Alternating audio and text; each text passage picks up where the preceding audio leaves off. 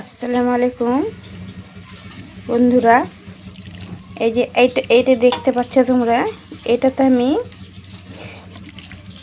পেঁয়াজ কুচি, টমেটো কুচি, আদা রসুনের পেস্ট, তারপরে হলুদ গুঁড়ো, মরিচের গুঁড়ো, তারপরে ধনে গুঁড়ো, তারপরে নুন, তারপরে দিয়েছি এটাতে দিয়ে তেল দিয়েছি। তেল দিয়ে এটাকে ভালো করে চটকিয়ে মেখে দিয়েছি। এটা ভালো করে একবারে চটকিয়ে মাখতে হবে।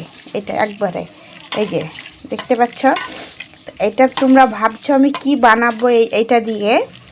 এইটা দিয়ে আমি কাতলা মাছ নিয়ে এসেছি, কাতলা, ওইটা রান্না করব।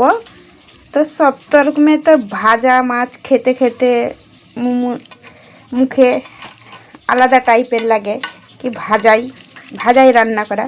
কিন্তু এটা আমি কাঁচা মাছ রান্না করে তোমাদেরকে দেখাবো কিভাবে রান্না করতে হয়। এই যে কাতলা দেখতে তো পাচ্ছ তোমরা, এই যে এটা সাজিয়ে এই যে এটা মেখে নিয়ে এলাম। সব দিয়ে মাছ একদম ভালো করে মিক্স করতে হবে। এটা দিয়ে মিক্স করে এটাতে একটু এবার এই যে পানিটা দিয়ে দেবো এর মধ্যে।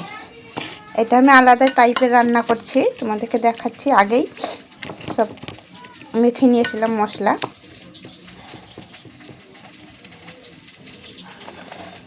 এই যে এইটা মাথাটা ভিতরে ভরে দেব।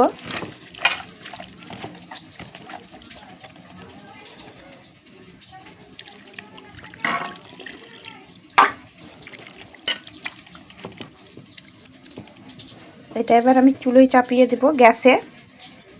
দেখো কাতলা মাছের চচ্চড়ি বানিয়েছি আমি এইভাবে। সব ভাজা বানাই ঝোল করে আমি। এইটা হলো কাতলা মাছের চচ্চড়ি, এটা হলো বাঙালি খাবার। কাতলা মাছের চচ্চড়ি কীরকম হয়েছে বলবা, কমেন্টেও বলবা, লাইক কমেন্ট করবা তোমরা। আর কিভাবে বানিয়েছি তোমাদেরকে তো আমি দেখিয়েছি। এই দেখো কমেন্টে বলবা। এই যে কাতলা মাছের চচ্চড়ি বানিয়ে নিয়েছি।